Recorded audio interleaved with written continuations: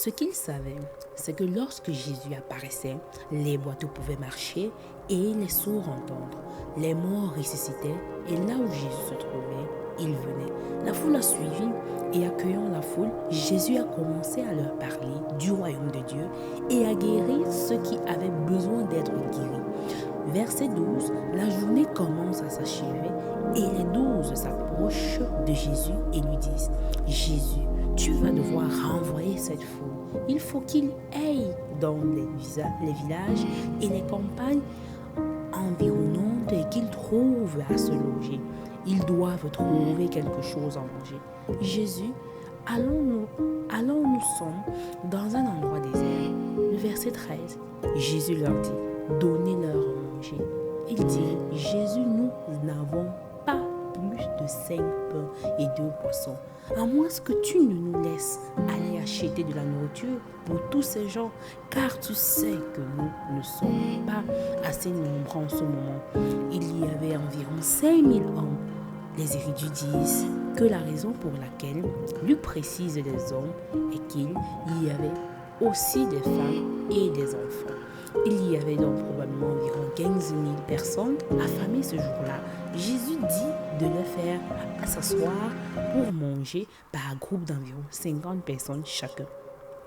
Il prit les 5 pains et les 2 poissons et, levant les yeux au ciel, il les bénit, puis il les remplit et les donna aux disciples pour qu'ils les présentent à la foule. Au verset 17, il est dit qu'ils mangèrent tout. Ils étaient tous rassasiés. Et pour que vous sachiez à quel point ils étaient rassasiés, ils sont allés ramasser tous les restes parce qu'il y avait encore de trop. Dans cette histoire, nous rencontrons une multitude affamée. Une multitude qui demande quelque chose, elle a besoin. Elle en a besoin.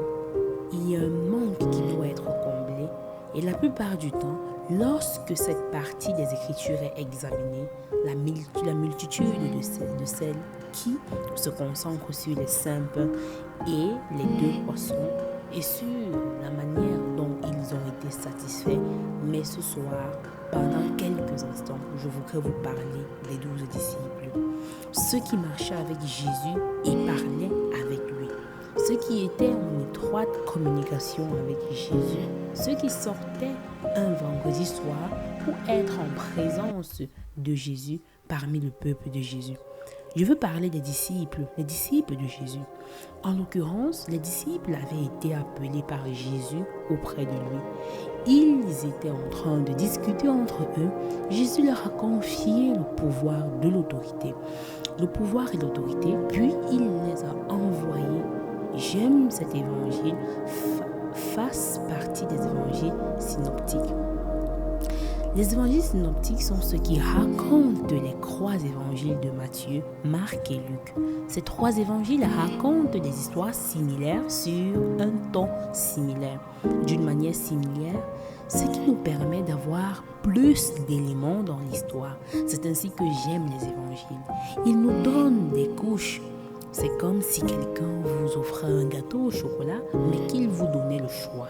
Vous pouvez prendre un gâteau au chocolat à une couche ou un gâteau au chocolat à 7 couches. Lequel allez-vous choisir? 7 à chaque fois. Parce que plus il y a de la couche, plus l'expérience est riche et délectable. Le chapitre 6 de Marc est une couche de gâteau au chocolat.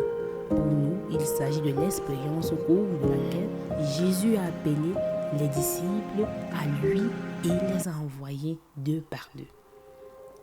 Vous souvenez-vous que 2 par 2 dans les villes et les communautés voisines, ils étaient censés enseigner, prêcher et accomplir des miracles qui authentifieraient la divinité de Jésus-Christ.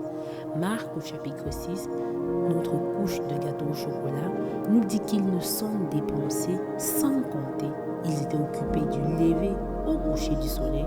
Ils se sont attelés à la tâche de faire ce que Jésus leur avait confié. Il ils voulaient faire preuve de diligence à tel point que, lorsqu'ils sont revenus vers Jésus, ils lui ont rendu des comptes. Et Jésus a reconnu leur épuisement. Il a vu qu'ils étaient fatigués. En fait, Jésus lui-même a fait remarquer qu'ils n'avaient même pas eu le temps de manger tellement ils étaient affamés, occupés. Ils étaient épuisés et fatigués. Ils sont revenus vers Jésus et lui ont rendu compte de la manière dont ils avaient géré la mission qu'il leur avait confiée. Si vous êtes un croyant en Jésus-Christ, vous avez reçu une mission et ne laissez personne vous dire que votre mission n'est pas une mission, simplement parce qu'elle se déroule dans un cadre corporatif.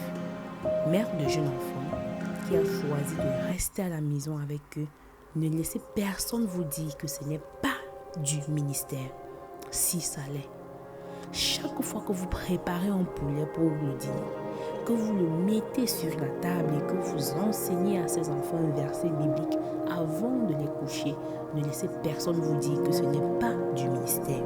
Femme d'entreprise, lorsque vous essayez autour de la table, vous asseyez autour de la table du conseil d'administration et que vous êtes la seule à avoir un ensemble d'idées conformes à la vérité des Écritures à une table avec ceux qui pensent, agissent et planifient d'une manière qui s'écarte de la parole de Dieu. Ne laissez personne vous dire que vous, autour de cette table de conférence, n'êtes pas un ministère.